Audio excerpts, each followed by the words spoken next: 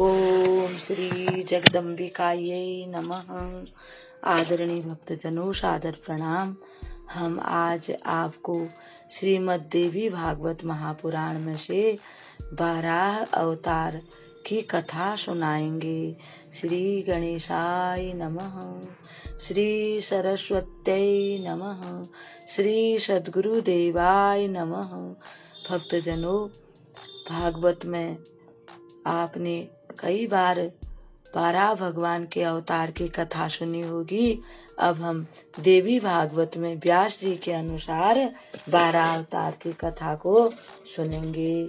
श्री राजा जन्मेजय ने व्यास जी से कहा, अब मैं भगवती जगदम्बा की कथा सुनना चाहता हूँ।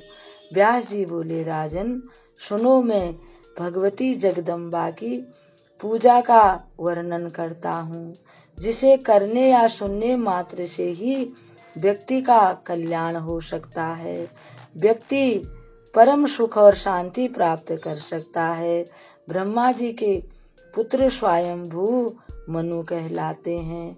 मनु की पत्नी का नाम शत्रुपा है। एक बार स्वयंभू मनु अपने जन्मदाता पिता ब्रह्मा जी के पास पधारे। ब्रह्मा जी ने मनु को समझाया कि तुम्हें भगवती जगदम्बा की उपासना करनी चाहिए। उनके प्रसन्न होने पर ही तुम्हारी सृष्टि का कार्य सुचारू रूप से चल सकता है। मनु अपने पिता ब्रह्मा जी की बात मानकर देवी की उपासना में लग गए। मनु की उपासना से प्रसन्न होकर देवी बोली, मेरी कृपा से तुम्हारी प्रजा सृष्टि अवश्य संपन्न होगी और बिना किसी बाधा के यह क्रमशः बढ़ती रहेगी। भक्तजनों, माता की कृपा से आज कितनी जनसंख्या हो गई। ये जगदम्बा भवानी का ही आशीर्वाद है जो मनु जी को दिया। अब महान प्रतापी राजा स्वयंभू मनु अपने पिता ब्रह्मा जी के पास जाकर बोले, आप मुझे कोई ऐसा एकांत स्थान बताइए जहाँ रहकर मैं प्रजा की सृष्टि कर सकूं। अपने पुत्र मनु की बात सुनकर उन्होंने कुछ देर विचार किया। वे सोचते रहे कि पृथ्वी को जल में डुबाता रहता है। मेरा यह कार्य तभी संपन्न हो सकता है जब आदि पुरुष भगवान इसमें मेरी सहायता करें। इतने में ब्रह्मा जी की नाक के अग्रभाग से एक छोटा सा बारह शिशु प्रकट हुआ। वह केवल एक उंगल का था, परंतु ब्रह्मा जी के सामने ही वह विशालकाय बन गया। बोल बारह भगवान की जय। उसी समय उसकी तुलना पर्वत से करने पर 12 रूपधारी भगवान श्री हरि गरज उठे। 12 जल में घुस गए।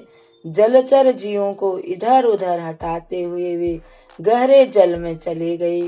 उस समय समस्त प्राणियों को आश्रय देने वाली पृथ्वी जल में डूबी हुई थी। 12 रूपधारी श्री हरि ने जल के अंदर समाई पृथ्वी को अपनी दाढ़ से उखाड़ा और अपने दांत के अग्रभाग पर उसे रख लिया। श्री हरि भगवान की जय। श्री हरि भगवान पृथ्वी को थूथन पर उठाए विराजमान थे। मनु सहित ब्रह्मा जी उनकी झांकी देखकर उनकी वंदना करने लगे। वहीं पर महान दैत्य हिरण्याक्ष आ गया। श्री हरि ने अपनी गदा से उसको समाप्त कर दिया। 12 रूपी श्री हरि ने दांत के सहारे पृथ्वी को जल से ऊपर निकाला और खेल ही खेल में आश्चर्यजनक रूप से जल के ऊपर स्थिर कर दिया और यह कार्य करने के पश्चात वे अपने धाम को चले गए। भक्तजनों, यह बराह भगवान की कथा आज हमने सुनी। कल एक और कथा के साथ आपके सामने उपस्थित होंगे। अब हम बराह भगवान को प्रणाम करते हुए इस कथा को यहीं पर विराम देते हैं। कल एक और कथा के साथ आपके सामने उपस्थित होंगे। तब तक के लिए हम आपको प्रणाम करते हैं। ओम श्री परमात्मने नमः।